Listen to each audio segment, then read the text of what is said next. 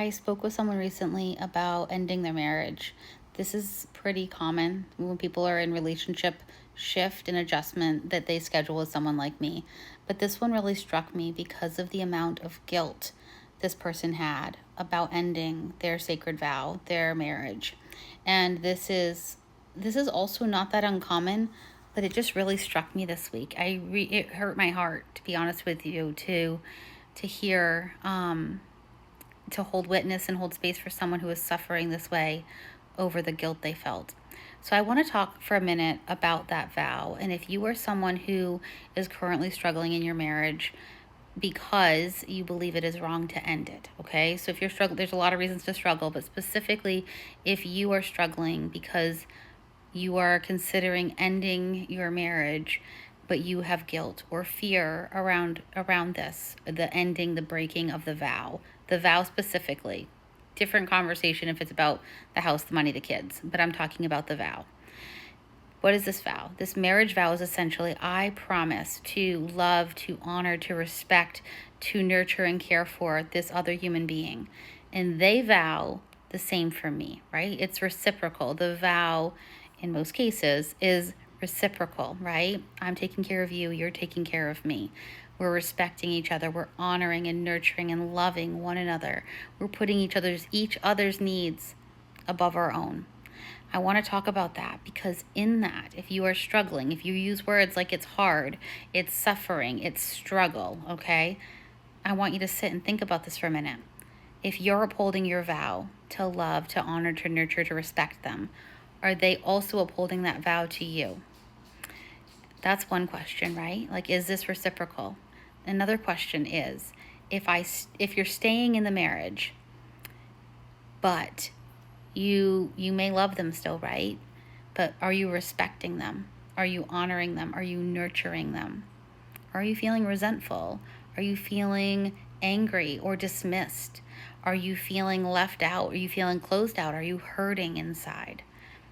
These are questions because if you are not respecting the person that you're married to, you may be maintaining the marriage, but are you upholding the vow?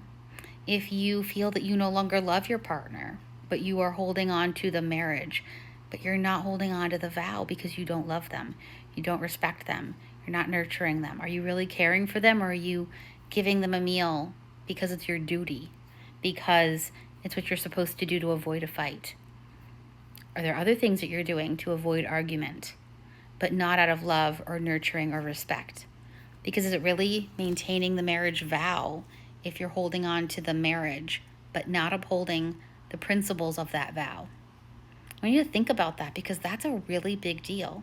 It's really important to understand what that vow meant because it's far beyond, I swear to live in this house with you and to coexist with you inside of this home forever and ever and ever. Right? That's not the vow. Nobody makes that vow. I want you to think about that. And then the last thing I'd like you to think about is, have you made a vow to yourself? Have you ever made a vow to love and honor and nurture and respect yourself? Because if you're not taking care of yourself in that way, how could you ever think that you could effectively, consistently do that for someone else, especially if they're not also doing that for you? Is this really a healthy decision? Was it healthy to begin with? Maybe it was. Maybe it's changed. I can't say that for you. But I want you to think about these things if you're contemplating this. Not so you run out and get divorced tomorrow, but I want you to think about these things so you can really look at how are you engaging in your relationship with that other human being and with yourself. When you look in the mirror, are you truly upholding it? And are you taking care of yourself in that same way? Because if you answer, no, I'm not, to any of that, that's a lot of reflection. That's a lot of healing that's needed. That's a lot of growth that's needed. That's a lot of honesty and shadow work.